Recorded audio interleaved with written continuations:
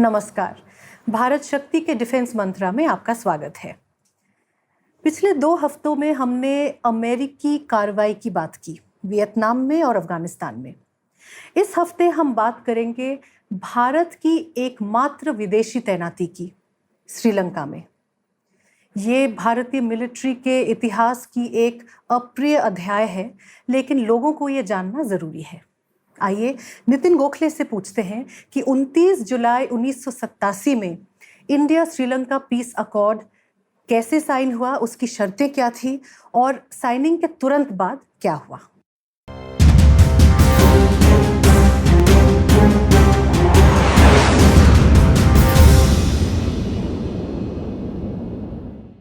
Nitin, defence मंत्रा में इस हफ्ते भी आपका स्वागत है। धन्यवाद।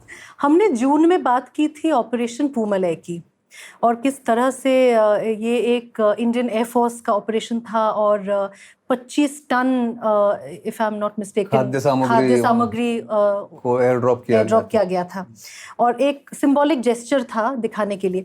तो इंडो श्रीलंका पीस अकॉर्ड जो है, जो जुलाई 1987 में साइन हुआ, ये किस तरह से हुआ और सिचुएशन क्या थी उस समय?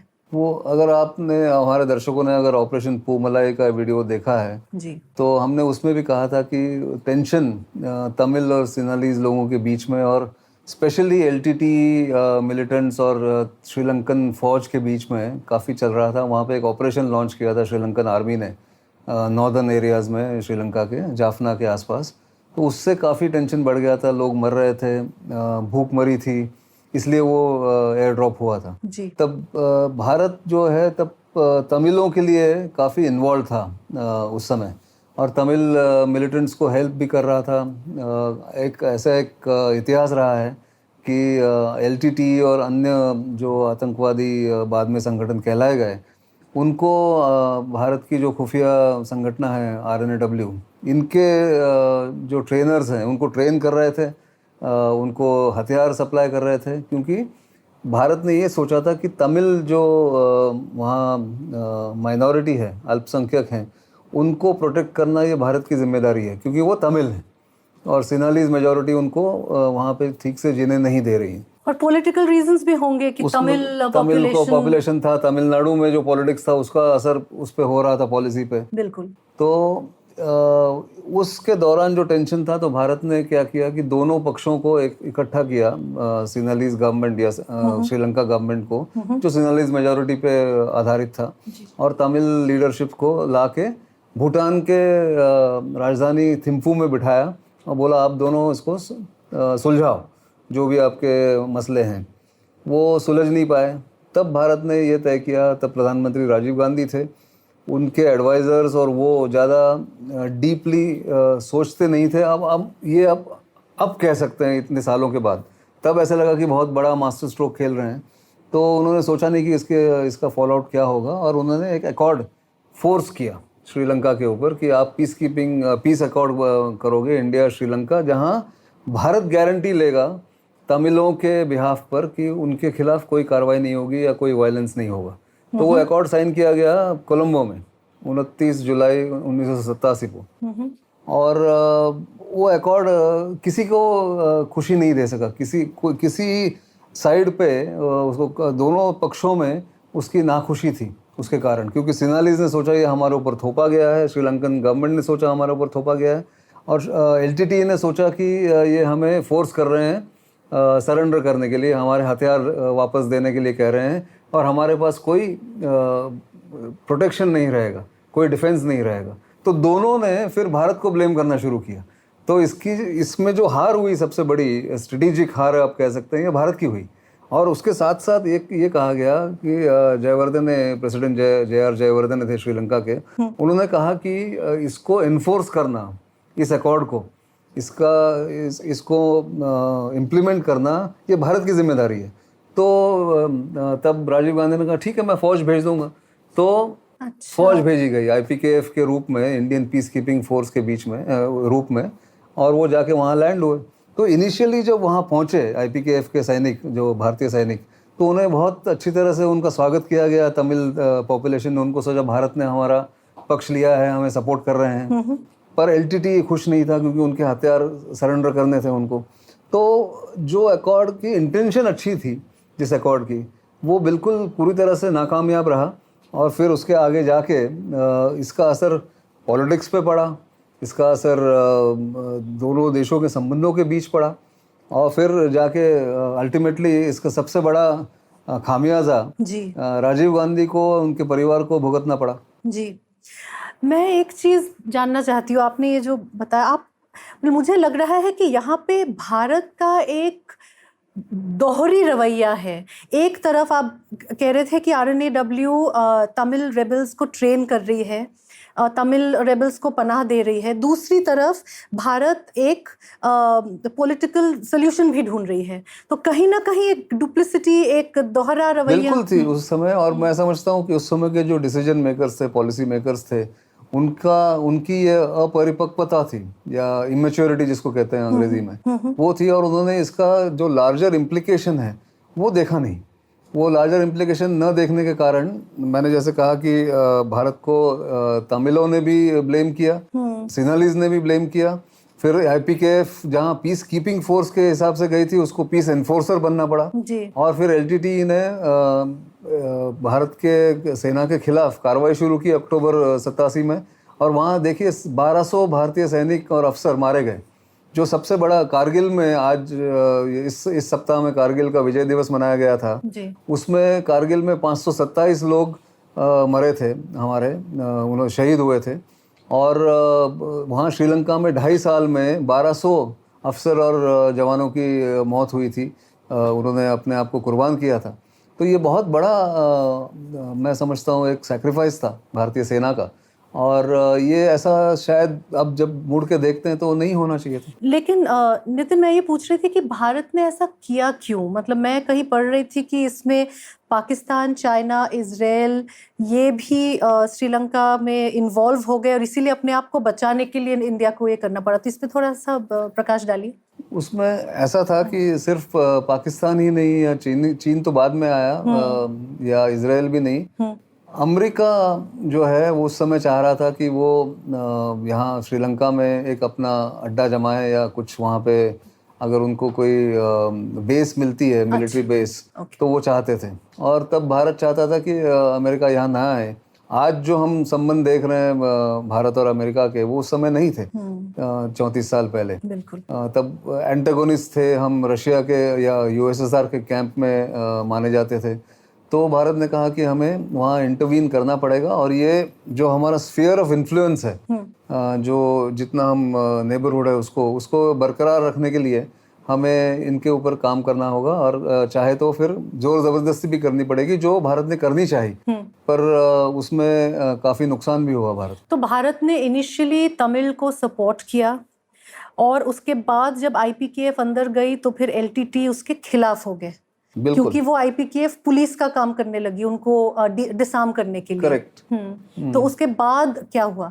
तो उसके बाद फिर लड़ाई छिड़ गई, और LTT जो एक बहुत अच्छा गुरिल्ला फोर्स था, जो अच्छे वेल ट्रेन्ड आदमी थे, कमिटेड थे, और वो पूरा इलाका जानते थे, वो जानते थे कहाँ से रास्ता है, कहाँ माइंस रखनी है, कैसे फाइट करना है।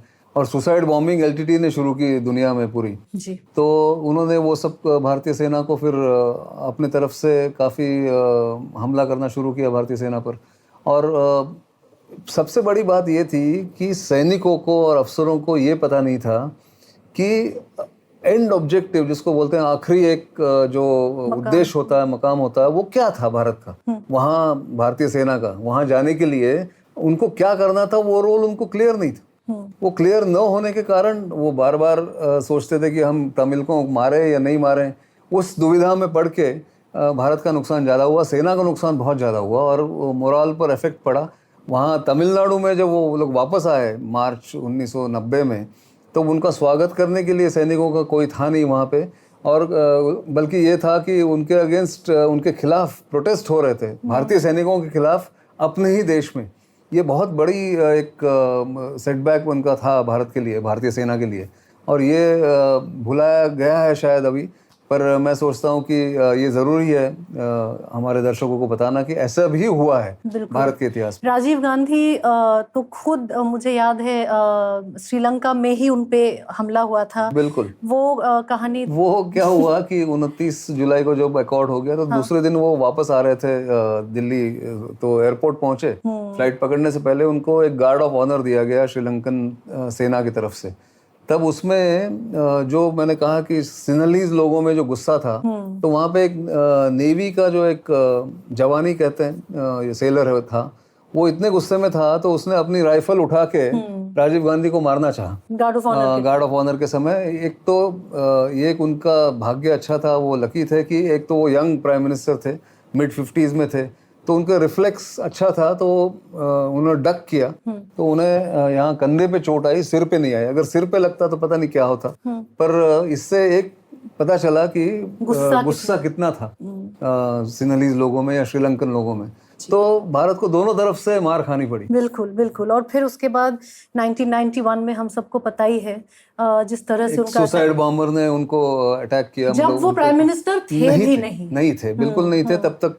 और आईपीकेएफ को वापस इसलिए आना पड़ा कि दोनों तरफ सरकारें बदल गई। जे.आर. जयवर्धन ने हार गए, प्रेमदासा वहाँ पे प्रेसिडेंट बन गए श्रीलंका में, और फिर यहाँ राजीव गांधी भी 1989 का इलेक्शन हार गए, वीपी सिंह प्राइम मिनिस्टर बन गए। वो कोलिशन गवर्नमेंट था, तो किसी के पास इतनी इच्छा नहीं थी, जिसको कहते हैं ना, there was no stomach for a fight, जारी रखने की आईपीकेएफ को। तो उनको बुलाया गया, बड़ी इग्नोमिनी थी, बहुत इंसल्ट हुआ भारतीय सेना का, और वापस आ गए। पर होपफुली वहाँ से काफ़ी एक मतलब लेसन्स लर्न जिसको कहते हैं वो था। और उसमें 2-3 जो लोग अभी भी सक्रिय हैं, जो भारतीय थल सेना के प्रमुख हैं, जनरल एम नरवणे, वो वहाँ यंग ऑफिसर थे, तैनात थे 7 सिख एलाय बटालियन में।